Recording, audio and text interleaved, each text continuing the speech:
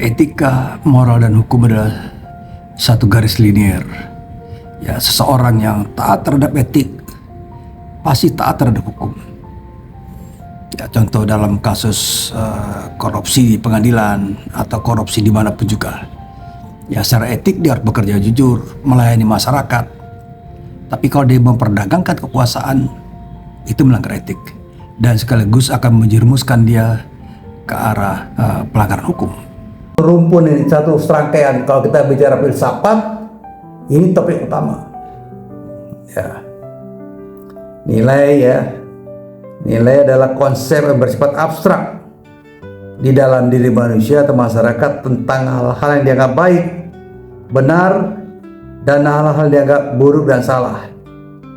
Ya, kenyataannya nilai bersifat ideal, abstrak, dan tidak dapat disentuh oleh panca indera. Nilai adalah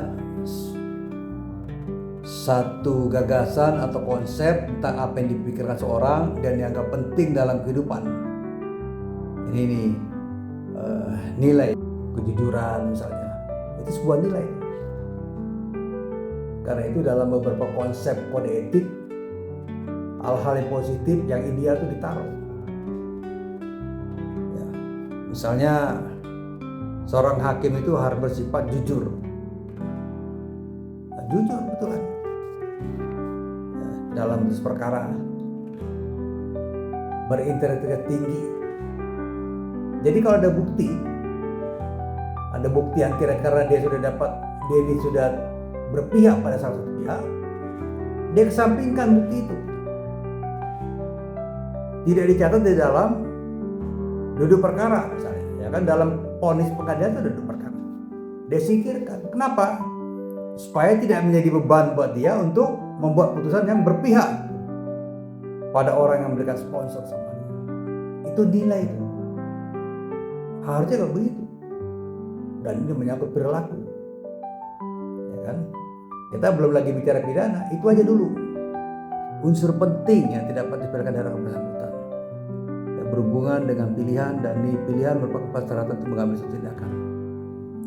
Nilai itu merupakan sesuatu yang dipentingkan manusia sebagai subjek, menyangkut segala sesuatu yang baik atau buruk sebagai abstraksi, pandangan atau maksud dari berbagai pengalaman dan seleksi perilaku yang ketat. Nah, ini yang kita lihat ya, seperti nilai kejujuran. Kejujuran itu nilai. Bisa ada seorang supir taksi, ya, ada barang penumpangnya dikembalikan, itu sebuah nilai kejujuran. Ya, konkret. Bahasa Yunani etikos yang berarti kebiasaan, norma-norma, nilai-nilai, kaidah, ukuran baik dan buruk di kalangan manusia. Dalam perkembangan makna, bergeser menjadi etika adalah satu ilmu yang membicarakan masalah perbuatan atau tingkah laku manusia, mana yang dapat nilai baik dan mana yang dapat nilai buruk.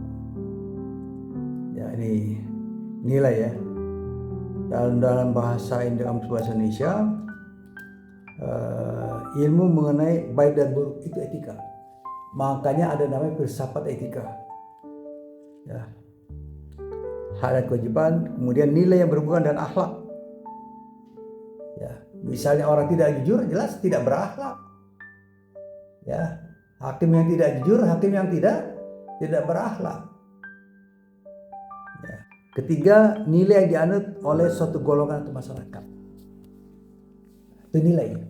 Misalnya karena hakim, ada namanya etika profesi hakim. Tentang moral ya, moral. Secara umum, moral dalam perjuangan dapat berupa peraturan tertulis dan tidak tertulis atau prinsip-prinsip yang benar, baik, terpuji dan mulia. Moral juga dapat berupa kesetiaan, kepatuhan terhadap nilai dan norma yang mengikat kehidupan masyarakat bangsa negara. Dikurang seberirisan satu garis linier. Ada beberapa pendapat dari ini ya. Jadi ada pendapat dari Russell Stolberg. Dia bilang arti moral adalah satu kenyataan dari pemikiran yang berhubungan dengan keantusiasan. ya seseorang dalam bekerja di mana hal itu dapat merangsang perilaku seseorang tersebut. Misalnya dia berbuat baik atau bersikap profesional, itu mendorong dia untuk bekerja. Sikap-sikap profesional. Ya. Misalnya hakim, dia bekerja, dia menggali bukti. Ya kan? Karena hakim itu dalam memutus ada satu unsur sangat penting yang ada dalam putusan itu, yaitu keyakinan hakim. Jaksa boleh mengajukan bukti. Para pihak terdakwa, tersangka, terdakwa dan pengadilan boleh mengajukan bukti. Counter bukti. Boleh. Tapi hakim akhirnya karena dia memegang etika profesinya, dia punya moral, ya, maka dia akan menilai benar. Dalam praktek, bukti itu tidak boleh diajukan ke pengadilan dengan cara mencuri yang bukan hak dia. Tidak bisa. Moral ini mengajarkan tentang apa yang benar, ya. Sedangkan etika melaksanakan hal yang moral. Budaya moral mengajarkan hidup yang seharusnya seperti apa, sedangkan etika mengajarkan untuk bertindak sesuai dengan yang diajarkan dalam perintah moral. Etika jadi aspek praktis, ya. Moral berfungsi seperti rambu-rambu kehidupan, sementara etika berfungsi mentaati rambu-rambu kehidupan. Dari contoh-contoh ini mengatakan etika itu adalah hal yang bersifat yang dikerjakan, implementatif. Kalau moral itu nilai, ya, yang ada dalam ajaran itu. Sumber acuan dari moral adalah norma dan ada istiadat, sedangkan sumber dari etika adalah akal manusia. Oh, ini panjang sebenarnya. Budaya moral memandang tingkah laku seorang manusia secara khusus, sementara etika memandang tingkah manusia secara umum. Kohler, ada beberapa faktor yang berikan kontribusi pada perkembangan penilaian moral, yaitu kesempatan pengambilan peran. Seorang pemimpin tentunya beda dengan anggota. Tanggung jawab dia, kemudian hal lain adalah konflik moral. Jadi kalau pikiran kita mengatakan ini tidak beres, tapi kita terabas terus, pasti ada sesuatu akan bilang apa?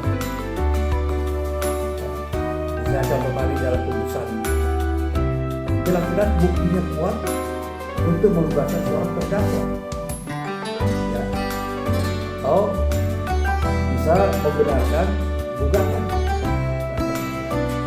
tapi dia buang itu bukti itu, walaupun sudah disajikan di dalam persidangan sebagai fakta persidangan dan sudah dicatat di berbagai masing-masing dia, tapi dia tidak masukkan karena dia sudah bersikap berpihak.